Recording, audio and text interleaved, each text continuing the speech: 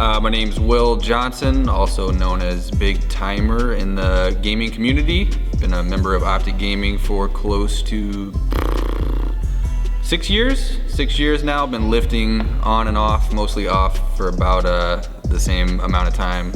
Looking to change that though. I was all over the bodybuilding.com forums. I wanted the most aesthetic physique. I wanted to look like I was carved out of stone. I wanted to look like Ziz, that was my idol. So I must have, in 2011, I was intensely researching like nutrition, bodybuilding, different workouts. I've been on intermittent fasting, keto, paleo, Atkins. I've tried everything there was, and it wasn't until like last year when I really learned like what gets me going in the gym and what actually produces results for me. So I'm trying to build on that and continue it in the future. Well, the biggest low was like the past 6 months. That was the biggest break I'd taken in 2011. Honestly, 2011 through 2013, I probably didn't miss a single workout for a couple of years. And then, you know, things get in the way. You take a little time off, a little bit of time off turns into a lot of time off. So it's definitely like a mental battle, but just trying to battle with that every day and keep it going. I think knowing now, even if you, so the hardest part is gonna be putting on like a base set of muscle and doing it consistently for like the first 6 months, first year. Once you do that and you sort of have that muscle memory kick in, even if you do take a break, like I said, I was off for 6 months, but I got back in the gym, started busting my ass for like a month straight, and before you know it, you're back to it. So even if you do fall off and on, nobody's gonna be perfect.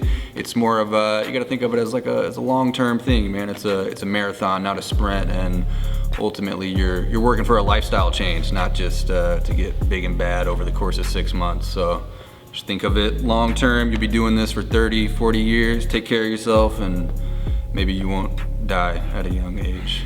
Why do you train? Why does Will BigTymer Johnson train? Oh, 2 reasons. First of all is my health. My dad's side of my family, long list of heart disease, so I don't want to die at an early age. And secondly, I want to be able to kill people easier if that situation ever arises, and I also want to be harder to kill.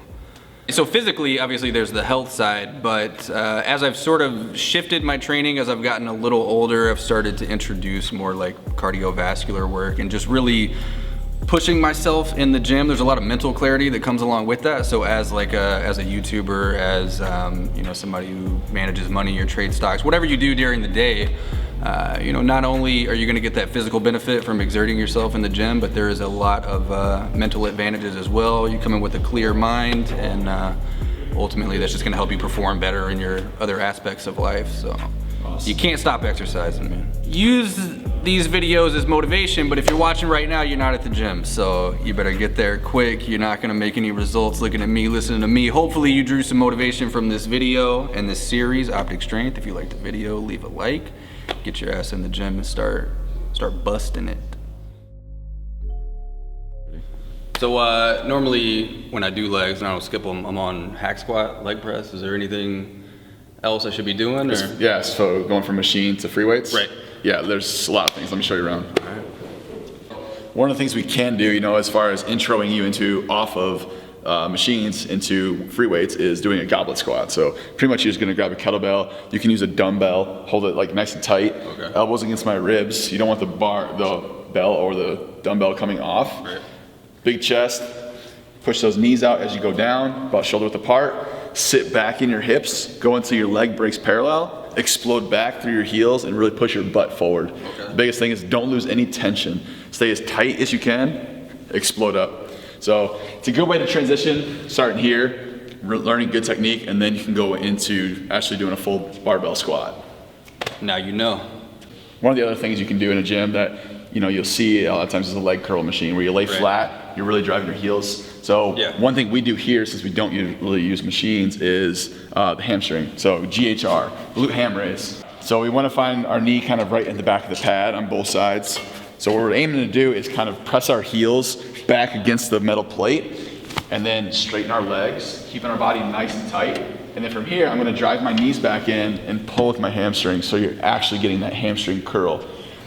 Biggest thing most people are gonna do is they're gonna bend forward like this and not get fully straight out. So the idea is kind of keep your hips forward, keep your abs tight, Don't arch your back as you come out. Drive your knees against the pad and pull. Are you defying gravity with this too? I think so. How are you not falling down? I think so. That's awesome. If you need assistance, if you're just learning this, most people have a band at a gym, something like this. Yeah. So you do is you hook it underneath, and then you kind of just keep your hands by your side, and you fall out. It's going to give you a little bit of a help at the bottom to get a nice explosive movement. So another good way. It's a great hamstring builder. Most people are going to cramp the very first time, and it's going to hurt, but second, third time, you'll be in the rhythm of it. All right. Cool.